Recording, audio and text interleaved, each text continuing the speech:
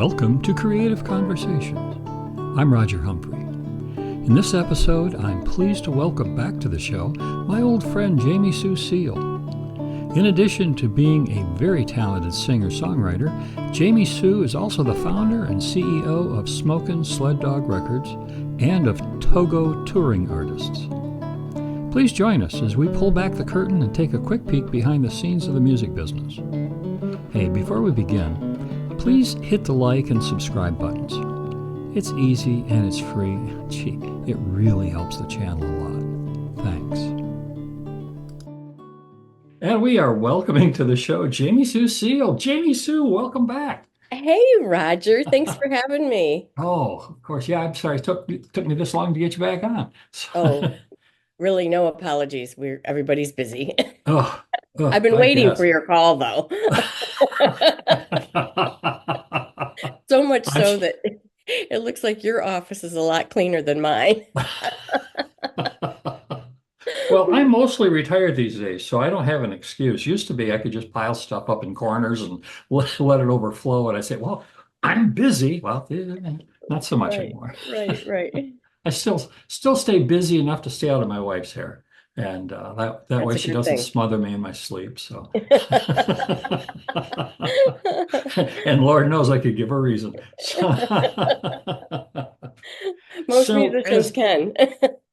as a bit of a background here, let's just kind of recap. You are the owner of Smoking Sled Dog Records and Togo Touring Artists. Right. And so you're one of these behind the scenes people that we hear about, but we don't know much about, and what it is that you do. And so let's talk about the recording label. It's not record label, is sort of an anachronistic,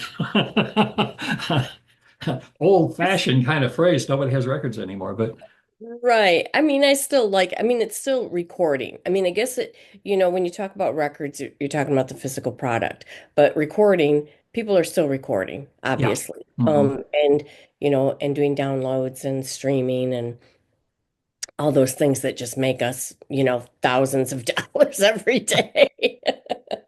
There's still a place for a record label. I started it in 1999 when, when folks were, finally had the tools and equipment to be able to make their own recordings and get them manufactured and be able to sell them on different platforms that weren't hadn't been available to do before. And so it created this plethora of independent artists that were putting out records, and I was one of those in line to do that. And I think it was in 1999. And a lot of people were giving a name to the record label, to make it appear like they were legitimate, like Yeah, to a record label, which sure. was the dream of many, musicians growing up. And I just like slapped on a name initially, Dog Sled Records. I was like, well, we like to hobby dog sled. And so let's just call it Dog Sled Records. And I think it was the day before it was about to be sent to the manufacturer. I was like, that doesn't move and that has no movement to it. So, I switched it up a little bit and named it Smokin Sled Dog Records, which, gave it a little more pizzazz, we thought. And I released a couple records. I was really self-taught I had studied voice. I had was a dance major. Um, had done some musical theater, had grown up in the church. I had history. So initially, it just was to get my music out there. And then I just got really good at marketing, just self-taught, became very good at marketing, became really good at booking myself, became really good at getting some, press on things. And I mailed our records all over the place, got a little publishing deal for a minute out in Washington State. And somehow my CD ended up on the desk of Lee Magid, who was he was very renowned back in the day for as he was a musician, but he was also a promoter, an agent, a manager. He worked with Lou Rawls and Della Reese and ran that whole race records circuit that existed back in the day of getting um, African American folks music out there and played on white radio stations. And he was he was sort of the sort of an Ahmet Ertegun version of music industry folks who had a really great reputation and was out in LA. He called me up, was interested in working with me. So, he was older at the time and kind of worked with him for, tried to get something going with him for a little bit. I was very reserved at the time. I was not aggressive. That was one of my biggest, faults was I just always like sort of politely, sat back and waited after I had sent something. I didn't really understand that you could learn to be a polite pest. So, so so anyway, nothing ever really took off there, but I always feel, I look back now and it doesn't feel like, I missed the boat, I feel really, really blessed to have had someone pay attention to me like that. Oh And yeah. and it was just for a really brief time. But I look back now and I think, man, that was such a gift. But the point was too that I had done things so independently and had success touring and getting good rotation airplay and had done well with marketing that different folks started coming to me to book them. And so Smoke and Sled Dog Records sort of like it became, recording music, it became more the administrative part of agenting and managing, in about a 8 or 9 year period. And so I started taking on other artists, doing marketing and promotion for them, did a little bit of managing, and eventually it sort of morphed into a booking agency. Um, Began working with artists who were on different labels. I'm fast forwarding about 15 or 20 years now. And so the name Smoke and Sled Dog Records, became a problem for some, artists who were on other labels. And so we just threw out the name Togo, which was one of the famous sled dogs in the Iditarod race Oh, run, okay. Yeah. the original 1925. Balto gets all the attention, but Togo was actually a superstar. So in keeping with the sled dog theme, we split the companies and Togo Touring Artists was born. And so we're still agenting. We still love to release records. We don't do it as often. We hope to in our 25th year, which we're in right now, to kind of get back to whatever that new format of, you know, we, record label antiquated, whatever you want to call it, streaming, digital downloads, things like that, maybe smaller amounts of physical records, but so we just cover all those bases. How was that for a long rambling, I love it. I love it. So a long so but rambling I think answer to what was I your think question? well I think one of the things that I find interesting that I think other people hopefully will or take away from a lot of that is that you just didn't do this in a weekend. No, And the decisions weren't made, at a board meeting on a Wednesday afternoon. I mean, right. it was a process that took months, weeks, months, years Yes. and so there's this evolution involved Yeah. that presumably is still occurring. Yes. And so I think that's pretty cool. So now the two Togo and Smoke and Sled Dog are kind of intertwined, right? They are not everybody who's not everybody who's contracted to the agency is contracted to the label, because some people just want to remain independent, and other folks are contracted to another record label, but they are definitely intertwined, for sure. Yeah. So you're carrying approximately how many artists right now at Togo? Um, I I always have to count. Well, I that's why I think said it's approximately. right. I would say it's about 12. Okay, But they also go out in different configurations too. So, it might be someone who has a solo project and, maybe a trio or a band or some ensemble right. or a themed program or whatever, Well, you have, I mean, you're working with people who are doing Americana and roots, but also a lot of Right. jazz. So A lot of jazz. which is good. I mean, jazz is I think somewhat underrepresented, at least from my perspective. You're in it knees deep, so you could give me a better idea. But it seems It's more like, like neck deep, but well, okay. days I wish it was knee deep, but But but do you find jazz being fairly underrepresented in the marketplace? it is underrepresented. It is. There's not there aren't a lot of jazz agents.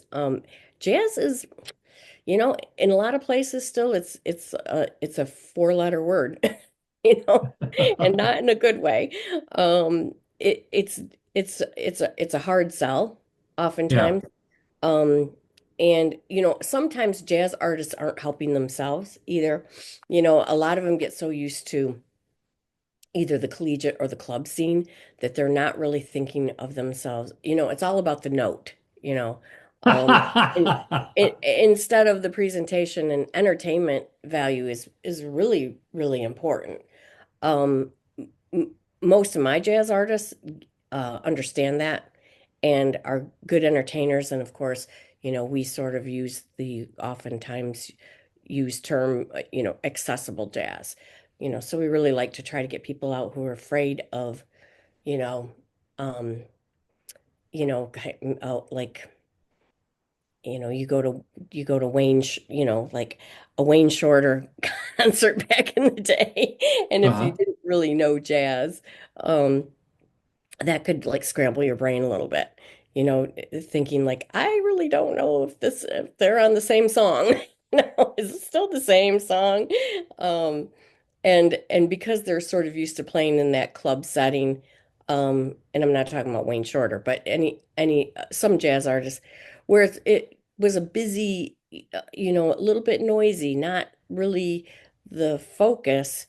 Um, when you get put before a performing arts audience that is listening, you need to be able to make sure that you can say the words in between the songs and play to the audience.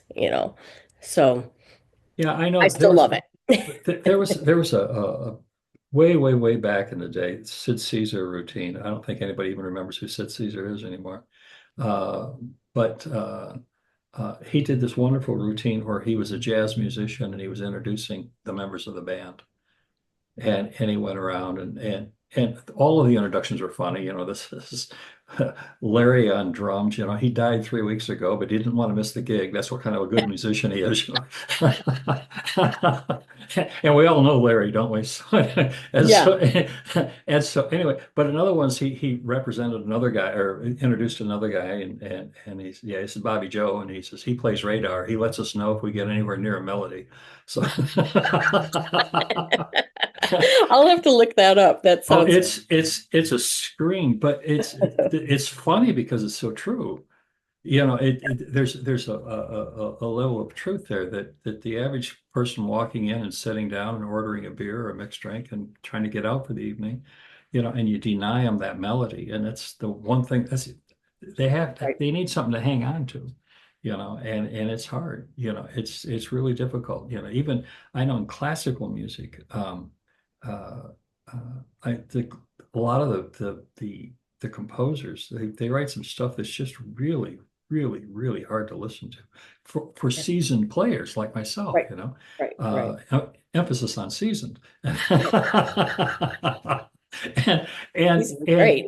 and it's really they can justify every note, but when you listen to the package, it's you got to be a devotee. I mean, you've really got to be Right. into it. And for the average person, boy, they can't sit through a concert of that at all, and they don't want to. They Right. got, and I think that's probably part of your challenge running your businesses, is that there are a lot of demands on people's time, and they have a lot of opportunities, and they have limited amount of time. Right. So, how am I going to allocate my time that's going to benefit me? And if I have to work that hard to listen to something, I may not do it. Right. Well, and I always try to tell them to, sometimes it's good to have a couple of versions of what you do. You know, um, everybody wants to be able to get the accolades of their peers, and that's great. And you can do those shows. Those shows are out there, but also, spoon feed, the other folks over here too. Don't be so exclusive that your big gig of the week is playing in your living room. It's really Right. important to be able to have some variations of what you do, and About people about appreciate 50, it. right. About 50 years ago, in an interview with 60 Minutes, Vladimir Horowitz, the great pianist, was asked some of the criticism he had faced, particularly later in his career, was that he included very often he would include several of these old chestnuts in his programming, in his recitals. Some of these old pieces that have been around for 100 years, 200 years, and people knew altogether too well. And they asked him why he put those in. And he said, well, he said, when I do a concert, he said, many, it could be upwards to half of the people who were attending, he said, are not there because they want to be there. They're there because somebody brought them. And he said, and their money and their time is valuable too, and they deserve to have something to take home. Right. Yeah. And I thought, there it is in a Yep. nutshell, that you can do all of this other stuff, and there's room for it within that program. But these things can stand shoulder to shoulder on stage, Yes. and you just don't turn your back to that other 50%, the people who are dragged there kicking and screaming. Absolutely. Well, and folks like you have worked, very hard at perfecting your craft. And it's wonderful to be able to go up on stage and play that and get some warm response back, and people appreciate that. But also, you you know, you can't just go to like I'm an artiste mode. Hmm.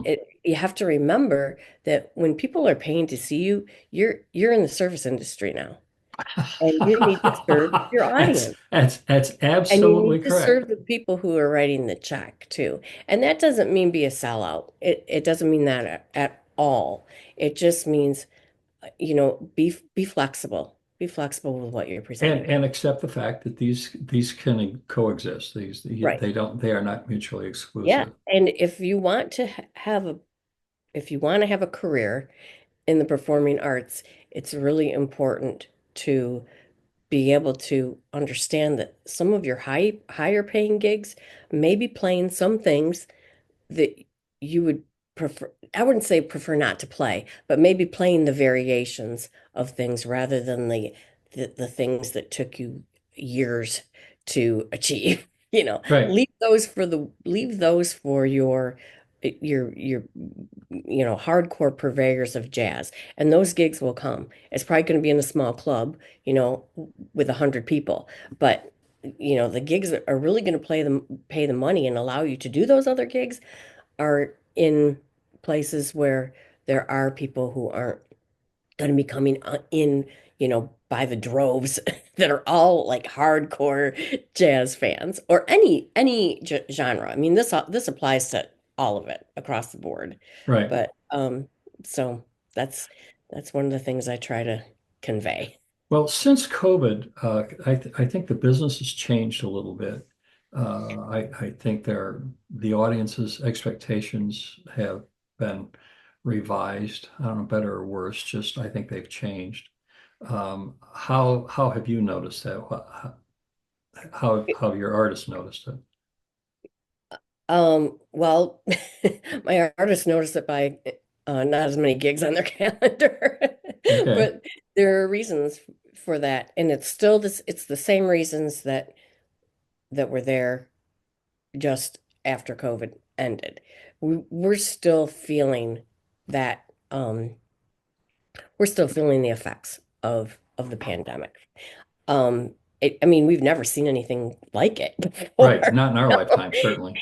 And uh, so, a lot of things change. First of all, um, a lot of executive directors of performing arts or club owners, lost their positions um, at some point in the process. Either it was early in the game and or right after COVID, and the audiences still weren't there, and maybe a board let them go, or they just kind of flamed out from exhaustion and having to try so hard through COVID to be creative. Like, what are we going to do? How are we going to make money? Um, some places closed right down. So there's Right. less venues to play in. Um, People that I had worked with that were, repeat offenders in terms of um, booking with me annually. A lot of those folks retired. So you lose those connections. You got to have to start over with someone else. Initially, only 60% of the audience came back, and Okay. some of that could have been um, age. Um, and some of it, I just was like, I think people got used to doing other things. Um, they sort of conditioned themselves to, we really don't want to be in a theater that's, you still get a little anxious when you're in a, I do, and I'm trying to like, really just embrace like the change. But sometimes when you're in a place that's very crowded, it's hard not to think, oh, COVID, this is, Right. I'm going to get COVID. Um, and I think that really, I don't know what the exact statistics are now, but even now, I think that the audience return is only about 70%. People are still, like, even worse, more commitment phobic. They will wait to the last minute to buy tickets, which is super stressful for the Yeah. venue, the Sure. presenter, the artist, the agent, everybody involved. They take a lot longer to return contracts, which again is very, very stressful. Um, Not as willing to take a chance on a new artist. Um, and also a lot of the fees are lower. So, I've, some of the classical guitarists that I've talked to, and some other classical musicians, um, uh, they're talking that they've kind of gotten used to the idea of playing smaller venues, smaller crowds. Uh, People who were looking to play large venues, 1,000, 1,500 seats, are now looking at house concerts.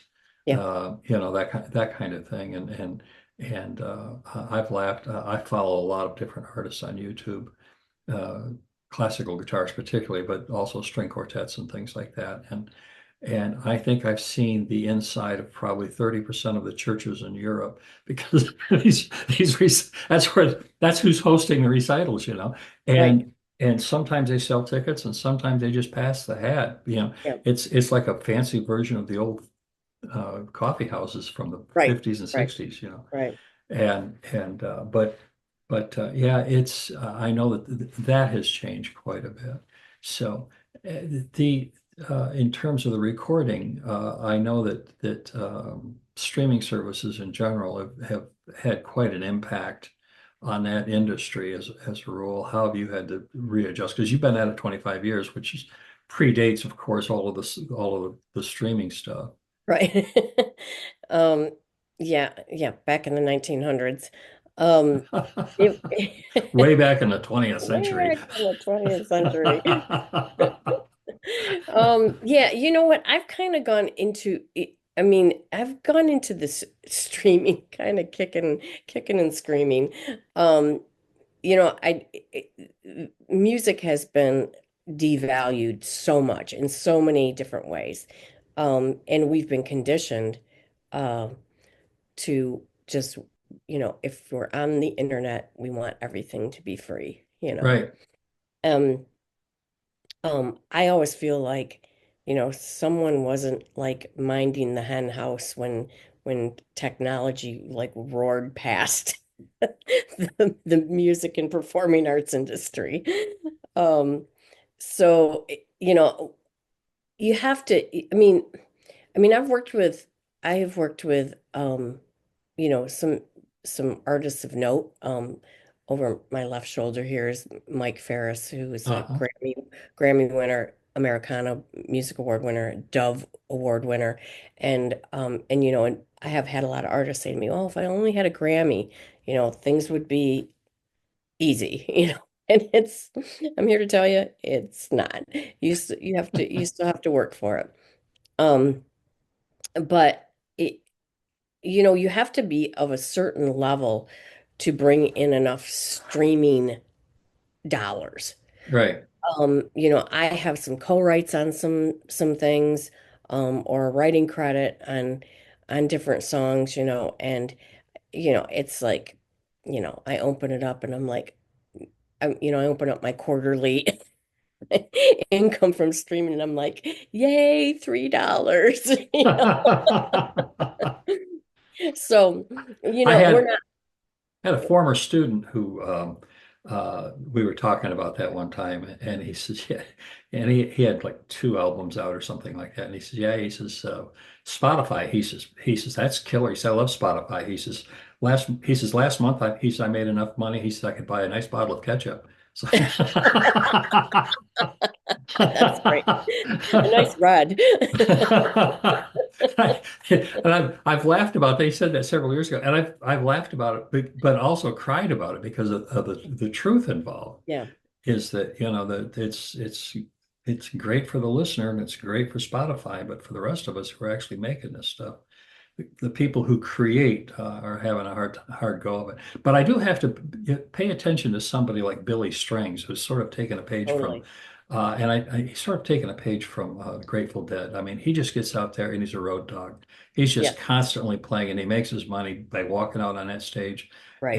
and he has followers that are just, legion. I mean, Yes. Yeah, and so and he's worth it. I mean, he's not some created pretty kind of thing.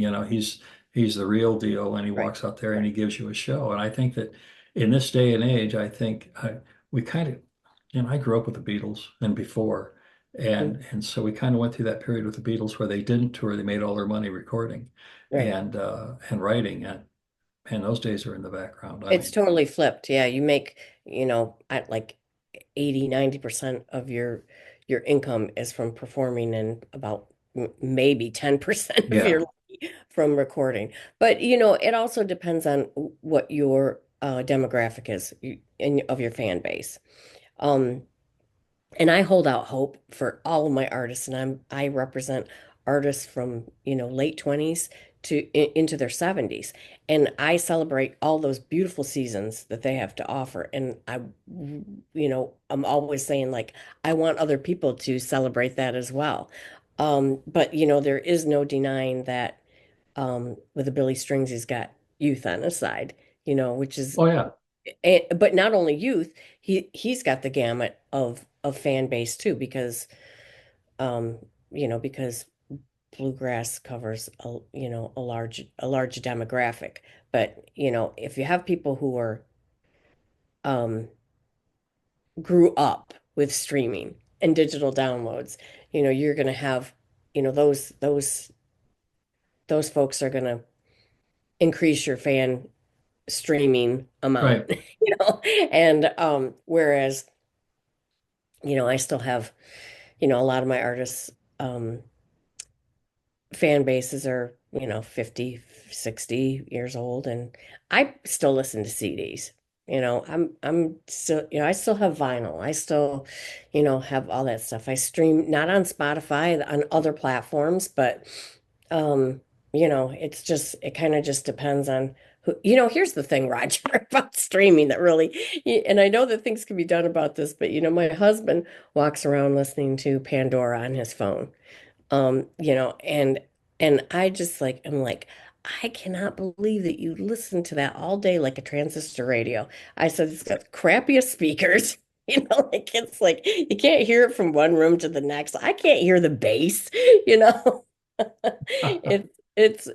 So I'm a little bit snobbish about that too. Like I want to hear music, that sounds really good. Not through my computer speakers. So there's some more snobbery about streaming, but you know, Well, it's part of our life, whether we like it or not, and right. so you know what? Our time's up, believe it or not. Wow, I really rambled a lot. No, you didn't. It was wonderful. I love it. I love talking to you. Yeah, I could sit here and do this for another hour or two, but anyway, what I'm going to do is I'm going to say goodbye for right now. Okay. Well, thank you. Thank you Thank so you much. so much for coming on again. I appreciate you giving up your time. I really Oh, do. well, I appreciate you asking me. I appreciate that you think I have something to say. Didn't seem to be a problem. See you later. Bye now. I really want to thank Jamie Sue for taking time from her very busy schedule to come and talk with me. Like many of you, I don't get to spend enough time with my friends, so this was a special treat. Just as a reminder, there is a blog at www.rogerhumphrey.com where you can get news and updates on all of my guests. And if you subscribe to my website, I promise there will be no spam. Thank you for spending time here. I really appreciate you, and I hope you enjoy it, and will continue to listen to more episodes of Creative Conversations with Roger Humphrey.